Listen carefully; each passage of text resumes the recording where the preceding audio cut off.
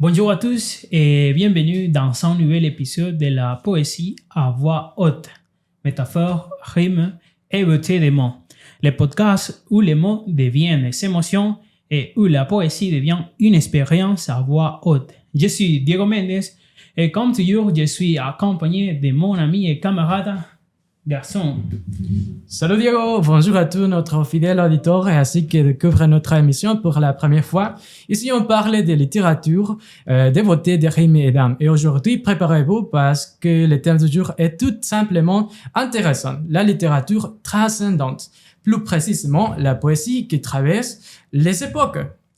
Exactement, la poésie a toujours eu ce pouvoir mystérieux de parler à l'être humain, peu importe l'époque.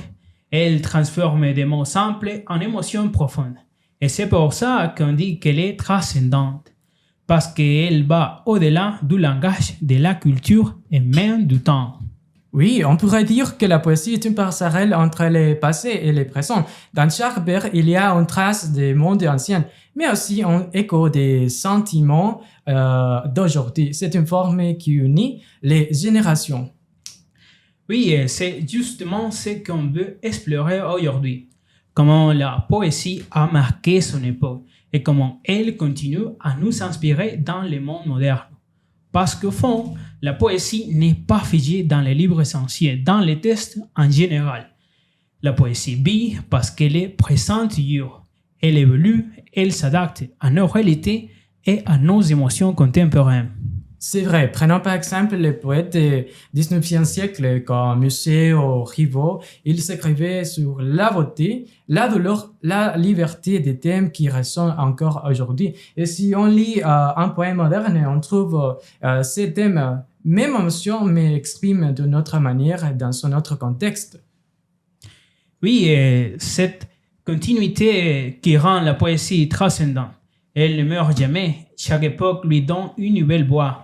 Et aujourd'hui, dans notre monde numérique, elle existe même sur les réseaux, sous forme de poésie visuelle. Oui, c'est la preuve que la poésie garde son essence, mais si les formes changent. Et c'est un art qui parle à l'âme humaine, et peut-être que justement, ça a le sens des mots transcendance. Cette capacité à dépasser les limites du temps, à rier les cœurs à travers les siècles. Et bon, et pour approfondir ce sujet, chers auditeurs, nous avons préparé un épisode très spécial. Après cette introduction, nous allons accueillir un invité d'honneur, un poète extrêmement célèbre. Mais nous ne vous dirons pas encore son nom, c'est une surprise. Ce grand poète va nous présenter deux de ses poèmes les plus marquantes. Deux œuvres qui, selon lui, illustrent parfaitement cette idée de transcendance, la manière dont les mots peuvent franchir les frontières du temps, du corps et de l'esprit. Mais avant de l'accueillir, parlons un peu de ce que la poésie représente pour nous. Pour moi, garçon, la poésie, c'est une forme d'immortalité. Les poètes partent, mais leurs mots restent. Et ils continuent de nous parler, même des siècles plus tard. Et vous? Pardon. Oui, pour moi, la poésie, c'est une manière de comprendre la vie. C'est comme un miroir de nos sentiments, de nos rêves, de nos peurs. Quand je lis un poème, j'ai l'impression de rencontrer une âme à travers les temps. Oui, c'est vrai. Et peut-être que c'est pour ça que la poésie est si importante aujourd'hui. Dans un monde où tout va vite, elle nous oblige à ralentir, à écouter et même à ressentir. Oui, c'est comme ça. C'est exactement ce que nous allons faire ensemble dans cet épisode. Alors maintenant, nous vous présenterons notre invité mystère, un poète légendaire qui nous fera découvrir la puissance éternelle de la poésie. Bon, chers auditeurs, l'un d'un grand poète semble avoir traversé les temps pour venir jusqu'à nous. Il a donné à la mélancolie un visage, à la beauté une douleur, et à la langue française une musique inoubliable. Ces vers ont inspiré des artistes, des écrivains, des rêveurs pendant plus d'un siècle. Et aujourd'hui, dans notre studio ici, il revient parmi nous. Mesdames et messieurs, accueillons le grand Charles Baudelaire. Bonjour chers amis, et souvent on dit que le veau est toujours bizarre. Et me voilà, étrange voyageur du siècle, parmi vous pour parler de mes poèmes qui, je l'espère, continuent de respirer à vos voix. Bon, c'est un honneur absolu de vous recevoir, Monsieur Baudelaire. Vous êtes considéré comme l'un des pères de la poésie moderne, l'auteur des Fleurs du Mal, une œuvre qui a bouleversé l'école et ouvert la porte à la sensibilité nouvelle. Et aujourd'hui, vous allez partager avec nous deux de vos poèmes les plus emblématiques, L'Albatros et L'Homme et la mer, deux textes puissants où se reflètent la liberté, la souffrance et la grandeur de l'esprit humain. Ah oui, l'Albatros, c'est le poète lui-même, majestueux dans les cieux de le penser, mais maladroit sur les sols des hommes. Et l'homme et la mer, c'est ce miroir éternel où l'homme contemple son âme, vaste, profonde, parfois troublée. Quelle belle image! Vos mots traduisent parfaitement l'idée de transcendance dont nous parlons depuis le début. La poésie comme un voyage entre ciel et abîme, entre la beauté et la douleur. Et c'est justement ce voyage que nous allons entreprendre maintenant, cher auditeur. Ensemble avec Charles Baudelaire, nous allons plonger dans la mer infinie de ces vers et découvrir la puissance symbolique de ces deux poèmes immortels. Et bon, restez avec nous, ne bougez pas. Nous commençons tout de suite notre entretien exclusif avec Charles Baudelaire. Alors, Monsieur Baudelaire, commençons ces rencontres par l'un de vos poèmes les plus célèbres, l'Albatros. Ce texte représente, comme vous avez dit, une métaphore du poète lui-même. Et un être à la fois majestueux et incompris. Pouvez-vous nous parler de l'inspiration derrière ce poème? Bien sûr, mon cher Diego. L'Albatros est né d'une image que j'ai souvent observée pendant mes voyages. Le marin capture des grands oiseaux, symbole du ciel, de la liberté absolue. Et lorsqu'il se pose sur le pont du navire, il devient gauche, maladroit, humilié. C'est exactement ainsi que je voyais la poète, un être fait pour les auteurs, mais condamné à vivre parmi les hommes. Cette image très forte d'ailleurs dans les poèmes, vous écrivez « Le poète est semblable au prince des nuées, qui hante la tempête et se rit de les chercher. » Cette comparaison est magnifique. Que vouliez-vous exprimer à travers ces vers? Ce vers est une comparaison. La poète, comme l'albatros, plane au-dessus des tempêtes du monde, il voit plus loin et ressent plus profondément. Mais cette grandeur devient une souffrance quand il revient sur terre. Il ne trouve pas sa place. C'est la toute de la tragédie du poète, comprendre le monde mais ne pas y appartenir. C'est fascinant. On ressent à la fois la beauté et la douleur dans vos mots. Et quel sentiment vouliez-vous transmettre à vos lecteurs à travers l'Albatros? Je voulais qu'ils ressentent la solitude du génie, cette tension contre la lumière et la chute. L'albatros n'est pas qu'un oiseau, il est la représentation de l'âme humaine lorsqu'elle cherche à s'élever au-dessus de la banalité. Mais le monde, lui, rit de ce qui est rang. Oui, et on les voit dans les vers. Ces assaillis de gens l'empêchent de marcher. C'est une métaphore si puissante. Ces assaillis symbolisent les talents, mais aussi la force du poète. Exactement, et je crois que c'est ce qui rend un poème universel. Il parle à tous, et ceux qui se sentent différents, incompris, mais porteurs de quelque chose de grand. Monsieur Baudelaire, avant de passer à votre second poème, j'aimerais savoir, pour vous, la poésie, c'est une élévation ou une chute? C'est les deux à la fois. La poésie élève l'âme, mais elle la blesse aussi. Comme Albatros, le poète a besoin du ciel pour vivre, mais il doit parfois tomber pour être entendu.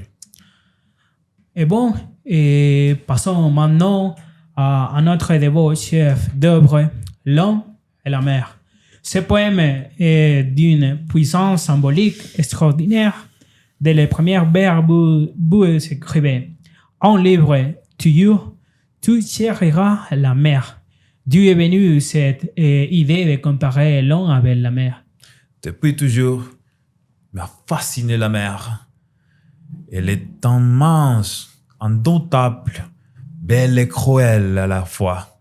Comme l'âme humaine, dans ce poème, je voulais personnifier la mer en faire des miroirs de l'homme. Tous deux sont libres, profonds et parfois tourmentés. Et dans ce vers, vous contemplez dans le fond de vos abîmes. On sent vraiment ce lien intime entre l'homme et la nature. Est-ce que c'est une manière de dire que l'homme se reconnaît dans la mer? Ah oui, Orson. C'est ce que j'appelle... Non, c'est une métaphore de la conscience. L'homme se regarde dans la mer, il se regarde dans son propre cœur. Il y voit sa grandeur, mais aussi ses faiblesses, ses orages intérieurs.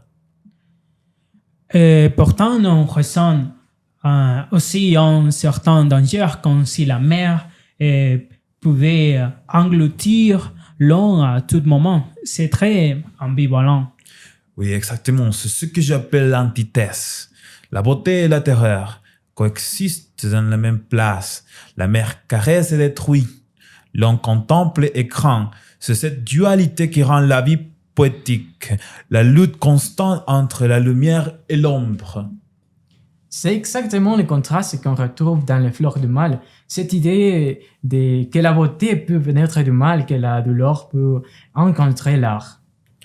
Et c'est là qu'on comprend votre vision transcendante de la poésie. Et vous ne décrivez pas seulement le monde, vous le dépassez.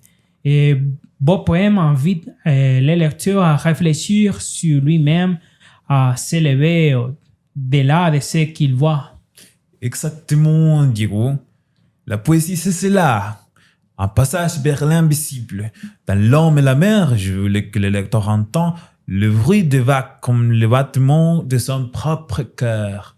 Magnifique. Et aujourd'hui, plus d'un siècle plus tard, vos mots continuent à résonner avec la même intensité. C'est la preuve que la poésie, comme la mer, ne meurt jamais.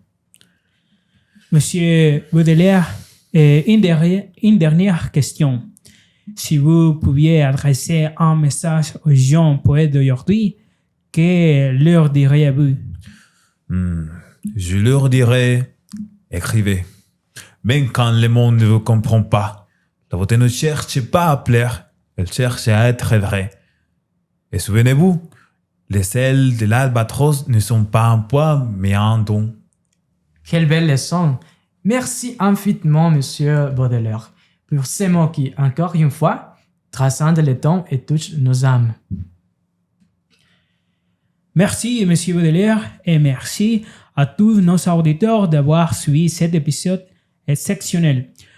Aujourd'hui, avec Charles Baudelaire, nous avons voyagé entre ciel et mer, entre lumière et ombre, et entre grandeur et fragilité.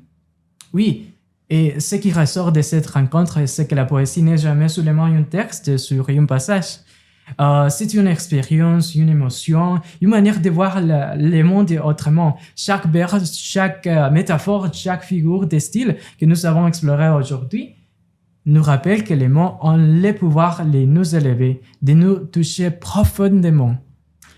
Oui, exactement. Et il ne s'agit pas seulement de lire ou de comprendre la poésie. Il s'agit de la vivre, de la ressentir et de se laisser emporter par son rythme. Ces images, ces symboles mènent un poème qui date de plus d'un siècle et peut encore nous parler, nous questionner et nous inspirer, ceci. Oui, et nous espérons que cette rencontre vous donnera envie, chers auditeurs, de prendre le temps de découvrir la poésie dans votre vie, de feuilleter un recueil, d'écouter les poèmes contemporains ou même de tenter d'écrire vos propres vers. Parce que la poésie est accessible à tout et c'est qu'elle a pouvoir transformer notre manière de percevoir le monde, n'est-ce pas? Oui, alors n'hésitez pas à vous plonger dans cet art, à explorer ses beautés et ses mystères. La poésie est un voyage sans fin et chaque lecteur, chaque auditeur est invité à devenir un voyageur de l'âme. Nous vous remercions encore de nous avoir accompagnés d'aujourd'hui et un immense merci à notre invité exceptionnel, Charles Baudelaire, pour avoir partagé avec nous la profondeur de son univers poétique. Et voilà, chers auditeurs, c'est ainsi que se termine cet épisode de le podcast de la poésie à voix haute. Que la poésie continue de résonner dans vos cœurs et que vous puissiez toujours trouver dans les mots une lumière qui éclaire vos pensées et vos émotions. À très bientôt pour un nouvel épisode et nous explorons encore plus de trésors littéraires. D'ici, lisez, écoutez, rêvez et lisez la poésie pour vous guider.